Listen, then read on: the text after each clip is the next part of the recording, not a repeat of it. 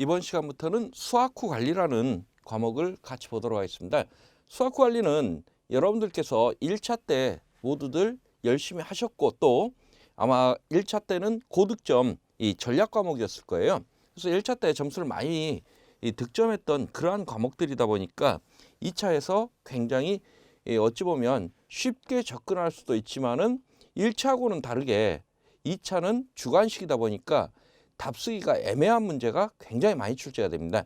그래서 지금 수학 후 관리 쪽에서 적게 나오면 약 한 25점에서 많이 나올 때는 한 40점 정도가 이 파트에서 출제가 되고 있어요. 그래서 2차에서는 상당히 중요하게 다루어지는 부분이니까 조금 많이 써보는 연습을 하십시오. 특히나 1차 때처럼 단순하게 선다형으로 해서 눈에 익힌 걸 찾아라 하는 문제가 아니고 2차에서는요 쓰시오 하는, 특히나 그 서술형 10문제 중에 이 3문제 이상이 수학 후 관리에서 나옵니다. 그래서 많이 나오면 4문제, 적게 나오면 이 3문제 정도가 수학 후 관리 파트에서 나오니까 어떤 정확하게 이해를 못하고 있으면 실제 쓰기가 애매한 그러한 문제들이 출제가 되니까 꼭 이해 중심의 공부 방법을 좀 선택을 하세요. 먼저 수학이라는 개념이 나오죠. 그래서 수학 후 관리의 처음 시작은 이 수학에서부터 시작됩니다. 그래서 어떤 우리가 농산물을 재배한 농산물을 수확해서 요게 이제 소비자 손에까지 전달되는 이 과정들, 이 소비자 손에 전달되는 과정들까지를 어떤 파트에서 보면 이걸 유통이라는 파트로 이야기를 하기도 하고요. 그래서 어떤 물건의 이동, 재화의 이동을 중심으로 해석을 하면 유통의 파트로 볼 수도 있고요. 또 법적인 관점에서 보면 이 법으로도 볼 수가 있습니다. 하지만 수학 후 관리에서는 좌우잔 여 사이에 일어나는 모든 일들을 전부 다 수학 후 관리라는 이 개념으로 이야기를 하고 있어요. 그래서 상당히 분야가 조금 생각보다는 넓습니다. 그러면 제일 먼저 나오는 이 성숙과 수학, 이 옆 파트에서는 여러분들이 보셔야 될 게 수학을 언제 하고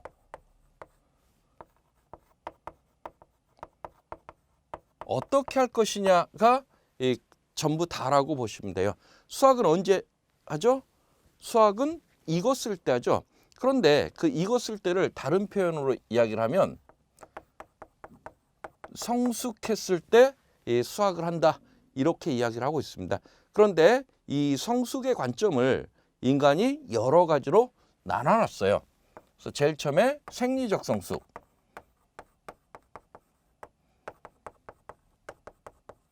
원회적 성숙,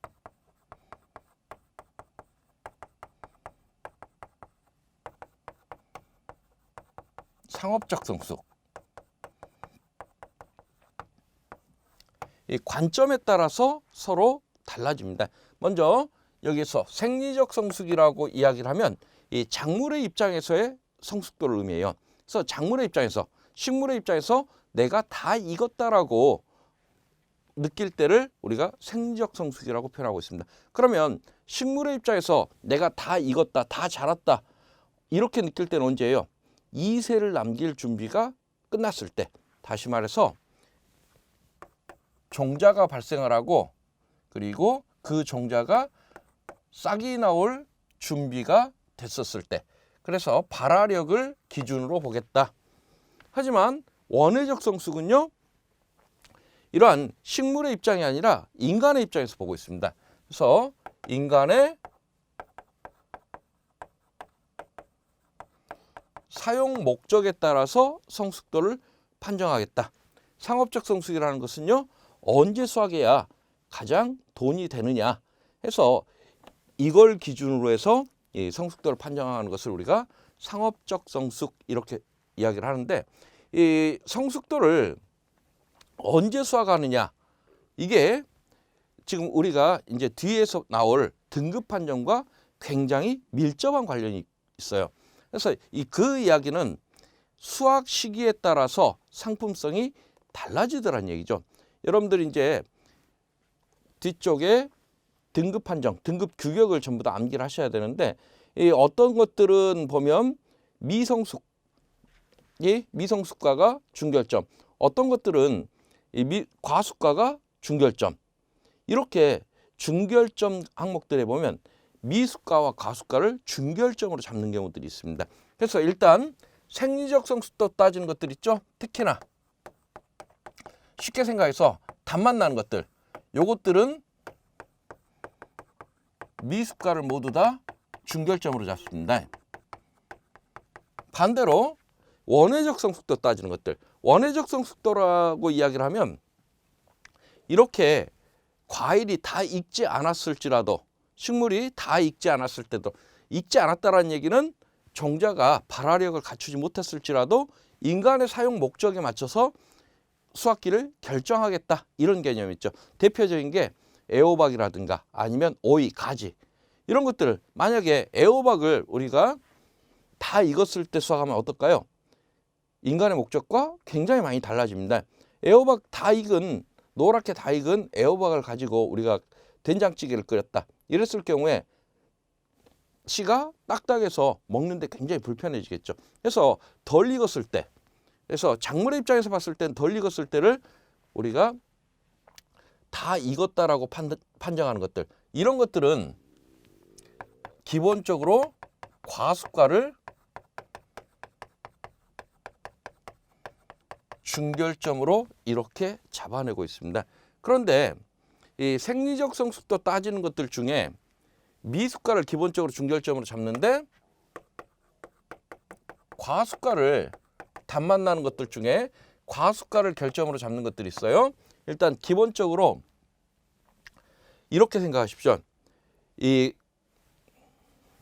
세 가지로 나눠볼까요? 과숙가를 과숙됐을 때 물러지는 현상이 나타나느냐, 나타나지 않느냐. 그리고 그러면 과숙됐을 때 연화 현상이 없다, 있다.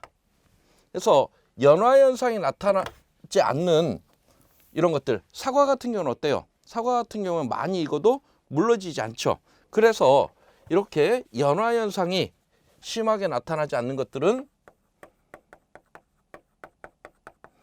과숙가를 결점으로 보지 않습니다. 그래서 이제 사과라든가 감귤, 이런 것들은 과숙가를 결점으로 보지 않고 그냥 미숙가만 중결점으로 봐요. 그런데 연화 현상이 나타나는 것은 다시 구분해 보세요. 연화 현상이 나타나는 것 중에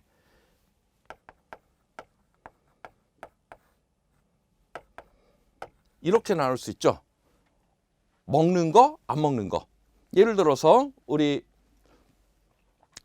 뭐라고 해볼까요? 물러지는 것 중에 뭐가 있죠? 배 같은 경우에는 오래 놔두면 배가 물러집니다. 물러지면 먹습니까, 안 먹습니까? 어느 정도 물러졌을 때는 먹습니다. 그래서 얘를 중결점으로 잡습니다. 그리고 나서 못 먹을 정도로 많이 물러지면요,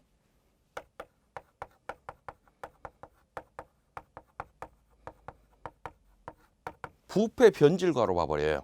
그래서 부패 변질과는 뭐라고 돼 있어요? 중결점 항목 중에 없는 거 5%, 단 5% 내 부패 변질과는 포함될 수 없다라고 이렇게 규정을 하고 있어요. 그래서 이렇게 물러지는 초기에는 중결점, 그리고 많이 물러져서 못 먹을 정도 되면 부패 변질과. 하지만 우리 안 먹는 것들, 포도 같은 경우는 어때요? 우리가 세척을 하면서 포도 같은 경우는 씻으면서 물러진 포도알 같은 경우는 떼어서 버려버리죠.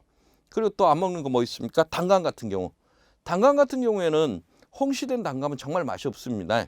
그리고 또 딸기 같은 거. 딸기 같은 경우도 이렇게 많이 물러진 것들은 우리가 씻으면서 버려버립니다. 그래서 이렇게 먹지 않는 것들은 바로 그냥 부패 변질과로.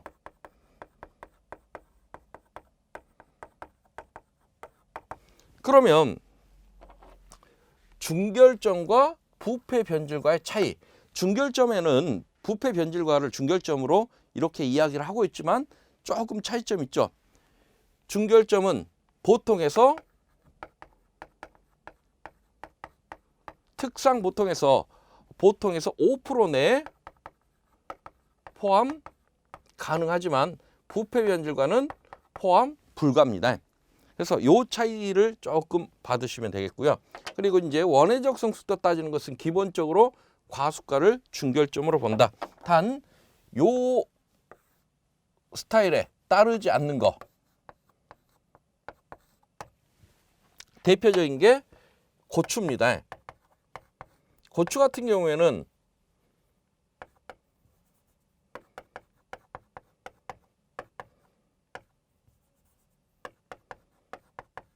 풋고추나 꽈리고추 과수가를 경결점으로 봐요. 그리고 홍고추 미숫가를 역시 경결점으로 봅니다. 이 의미는 지금 풋고추나 꽈리고추, 풋고추 여러분들이 이제 가장 많이 드시는 게 여름에 입맛 없을 때 물 말아서 된장 찍어서 많이 찍어 먹죠. 그런데 그런 녹색의 고추에 붉은색이 있는 고추가 섞였다고 해서 된장 찍어 먹는데 문제가 있습니까? 큰 문제가 없죠. 그래서 경결점으로 본다. 그리고 홍고추 같은 경우 거의 우리 이제 그 김치 담을 때 물고추 갈 때 많이 이용을 하는데 붉은색 고추에 녹색의 고추가 한두 개 꼈다고 해서 김치 맛이 달라지는 건 아니죠. 그래서 요 경우는 각각 경결점으로 본다. 그래서 이제 여러분들이 이 등급 규격에서 이 중결점과 경결점 항목에 보면 미숫가, 과숫가를 이렇게 거의 대부분 중결점으로 잡는데 그렇지 않은 경우가 이 고추 같은 경우에 해당된다. 그리고 이제 미숫가, 과숫가를 중결점으로 볼 때 각각 어떤 걸 어떻게 잡아낼 것이냐 하는 부분들을 이런 것들을 이해를 하고 계시면 조금 더 쉽게 잡아지지 않을까 싶어요. 그런 내용이 지금 우리 교재에 나와 있고요. 지금 양가로 2번 한번 보겠습니다. 그러면 생리적 성숙도의 판정 기준들이 나오죠. 원예 산물의 품종 고유의 특색이 발현된다. 다시 말해서 사과가 빨갛게 익었더라 하는 내용이죠. 이번에 익어가는 과일은 신맛과 떫은 맛이 적어지고 단맛이 많아지며 과육이 연하게 물러진다. 품종 고유의 색이 오르고 향기가 나며 씨가 굳는다. 개화 시기에서 성숙기까지 거의 일정한 시간이 걸린다. 지금 4번 지문은 대단히 중요한 지문이라고 했어요.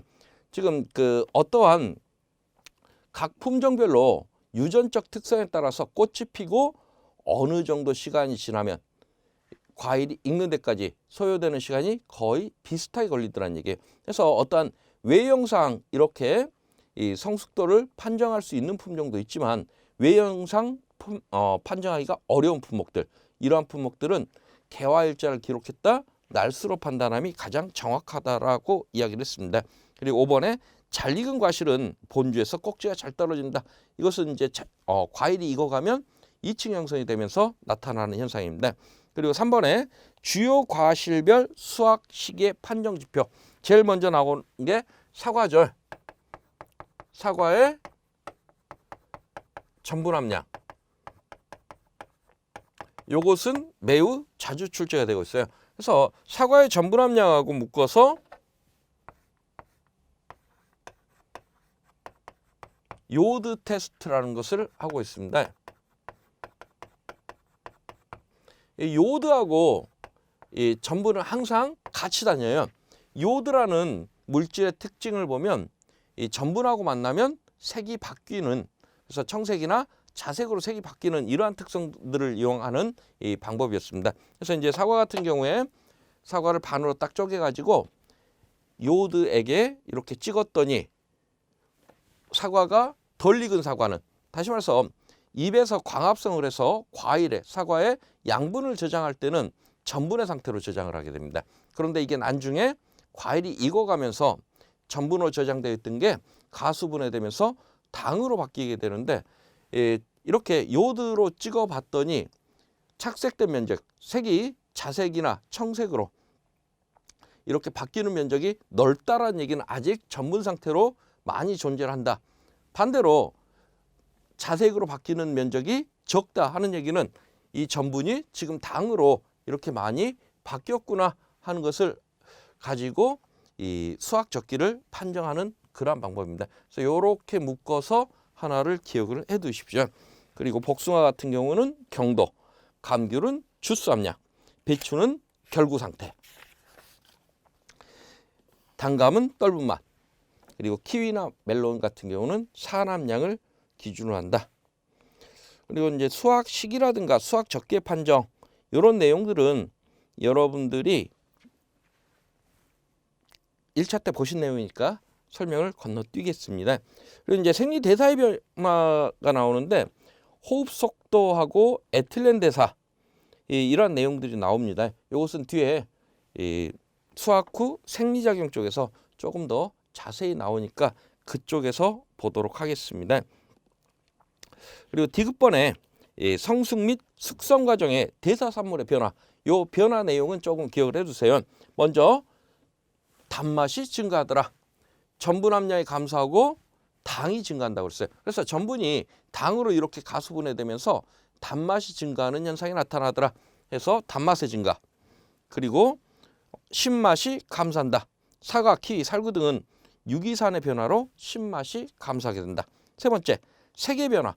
색의 변화는요, 엽록소가 분해되고 이제 과일의 품종, 고유의 색택을 나타내는 색소들이 증가하죠. 그래서 이제 사과 같은 경우에는 안토시아닌, 그리고 토마토 같은 경우에는 니코핀, 이러한 각 품종의 고유한 색소가 발현되면서 색깔이 나타나더라.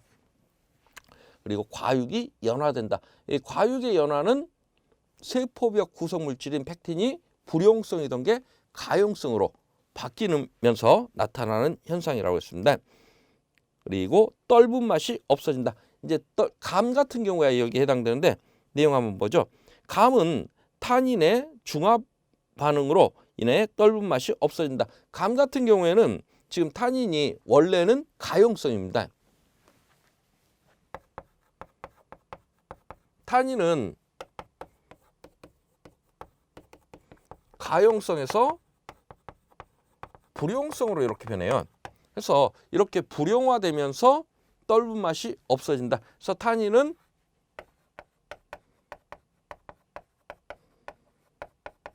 떫은 맛을 내는 물질이지 독성 물질은 아니었습니다. 그리고 풍미가 발생한다. 사과, 유자 등은 휘발성 에스테르 합성으로 인해 고유의 풍미, 향이 나타나더라 하는 얘기죠.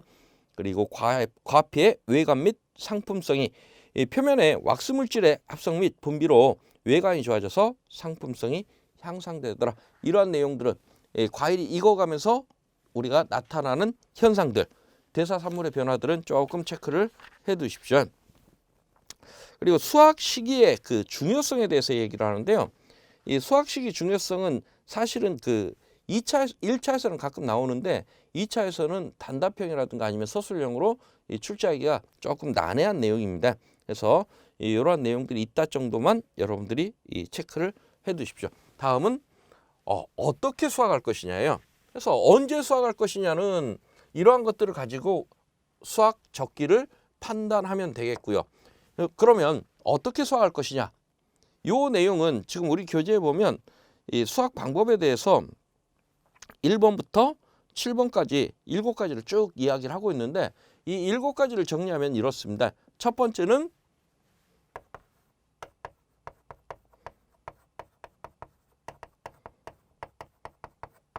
물리적인 상처가 발생하지 않도록 수학하자. 지금 이 1번에 보면 물리적 손상을 받기 쉬운 작물은 손으로 수학하는 방법이 아직은 절대적인 수학 방법이다 하죠. 그래서 물리적 상처가 발생하지 않도록. 그리고 4번도 마찬가지입니다. 압력을 주면 상처를 받기 쉬우므로 치켜 올렸다거나 가위나 칼로 따자. 이것도 결국은 물리적 상처가 발생하지 않도록 수학하자 하는 내용이 있고요. 5번도 마찬가지입니다. 수확된 산물을 던지거나 충격을 주어서는 안 된다. 이것도 결국은 물리적 상처의 발생을 억제하자. 그래서 수학은 어떻게 할 것이냐. 첫 번째가 물리적 상처가 발생하지 않도록. 두 번째는요. 푸몬이 낮게. 지금 2번에 보면 수학 시간은 기온이 낮은 이른 아침부터 오전 중이 적당하다 했는데 이것은 결국은 온도를 수확물의 푸몬이 낮은 상태를 유지할 수 있는 시간에 수확하자. 만약에 예를 들어서 아침에 기온이 한 20도였다. 그런데 한낮의 기온이 32도다.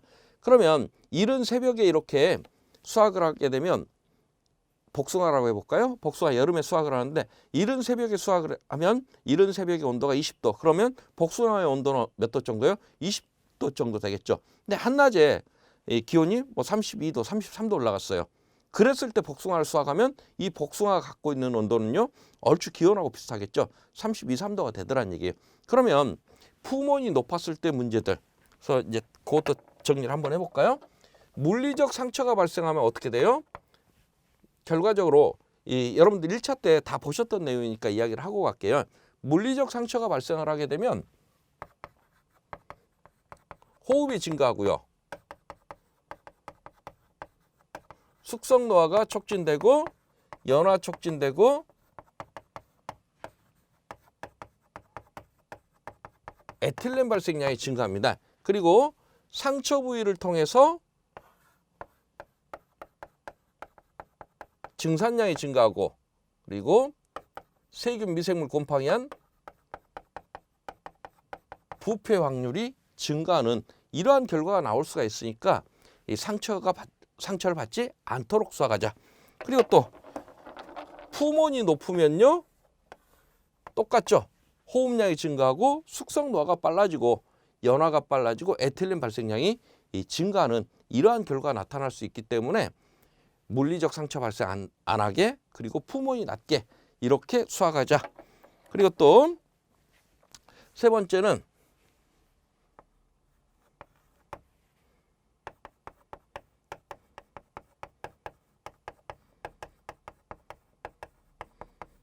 상처나 병충해에 관한 별도 관리하자. 그래서 이러한 상처나 이 병충해가 발생했다 하는 얘기는 스트레스죠. 상처, 물리적 스트레스, 병충해, 병리적 스트레스. 이러한 스트레스가 발생을 하게 되면 똑같은 결과가 나오죠.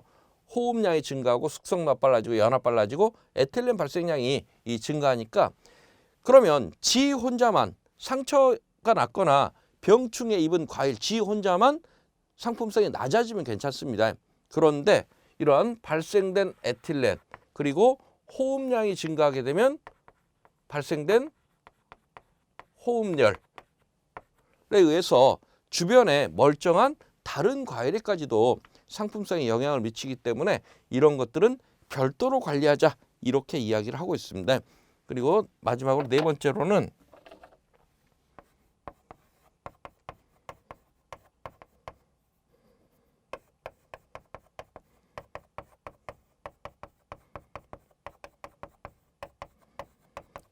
소비의 시점에 상품성을 고려하자. 그래서 농가 입장에서 농민 입장에서 이거 정말 탐스럽게 잘 익었네. 이게 중요한 게 아니고 제일 중요한 건 누구예요? 소비자가 정말 잘 익었다라고 판단될 때. 다시 말해서 즉석에서 먹거나 바로 내다 팔 것 같은 경우는 완숙된 걸. 하지만 장기 저장하거나 아니면 유통기간이 긴 것들은요.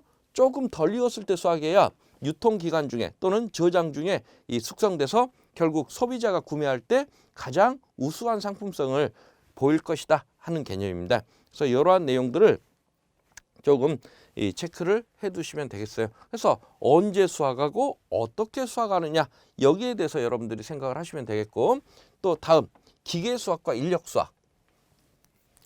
이것은 이제 수확 방법이죠. 수확 방법에 왔더니 인력 수확, 사람이 이렇게 하나씩 눈으로 보고 따는 이러한 수확 방법도 있지만 기계로 털어내는 방법도 있더란 얘기예요. 그래서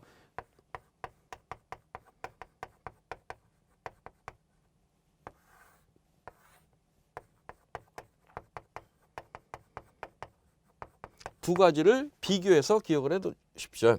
그래서 기계 수학 같은 경우에는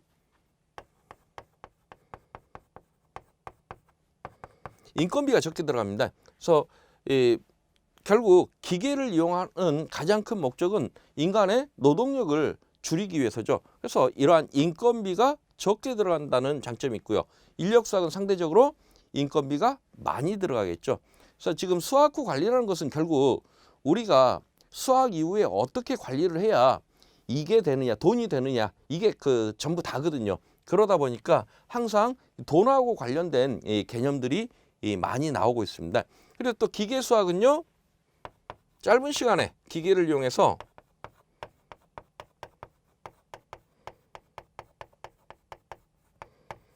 짧은 시간에 많은 면적, 많은 양을 수학할 수 있지만 인력 수학은 그렇지 못하죠. 이렇게 기계를 이용해서 짧은 시간에 많은 양을 수학하는 것, 이런 것을 우리가 생력화라고 표현합니다. 그래서 기계 수학은 생력화 가능하지만 인력 수학은 생력화가 불가능하다. 또 기계 수학은 미숙과에 적당합니다. 인력 수학은 완숙과에. 미숙과와 완숙과의 차이점은 이 두 개는 연화하고 관련이 있어요. 우리가 세포벽을 구성하는 이 팩틴이라는 물질이 과일이 덜 익었을 때는 이렇게 불용성이다가 과일이 익어가면 가용성으로 바뀐다고 그랬죠. 그래서 미숙과는 기계로 털어놔도 이러한 물리적 상처가 발생이 어렵지만은 완숙과는 벌써 물러지다 보니까 세포벽이 물러졌다 보니까 기계로 털어내면 이러한 물리적 상처가 발생할 수 있기 때문에 완숙과는 사람이 하나씩 따고 미숙과는 기계로 털어내도 상처 발생이 적으니까 기계로 수학하자. 또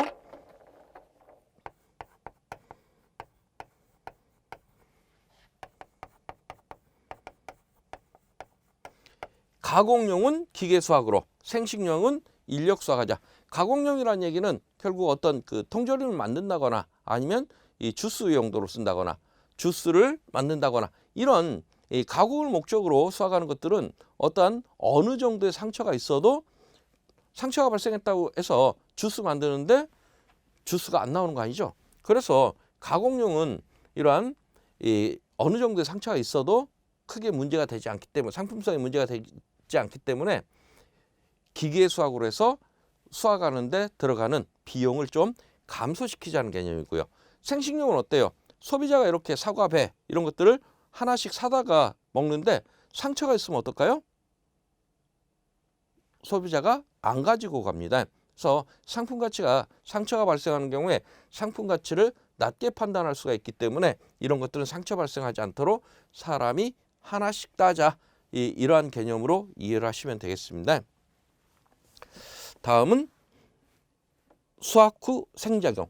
어찌 보면 지금 수학 후 관리는 수학 후 생리작용 이 파트만 여러분들이 잘 이해를 하시면 전체 한 3분의 2가 끝났다라고 보셔도 맞습니다. 특히나 지금 수학 후 생리작용을 이해를 하셔야만 이러한 서술형 문제 답쓰기가 굉장히 유리해져요. 그래서 다음 시간에 이제 수학 후 생리작용을 우리 자세히 한번 보도록 하겠습니다. 수고들 하셨습니다.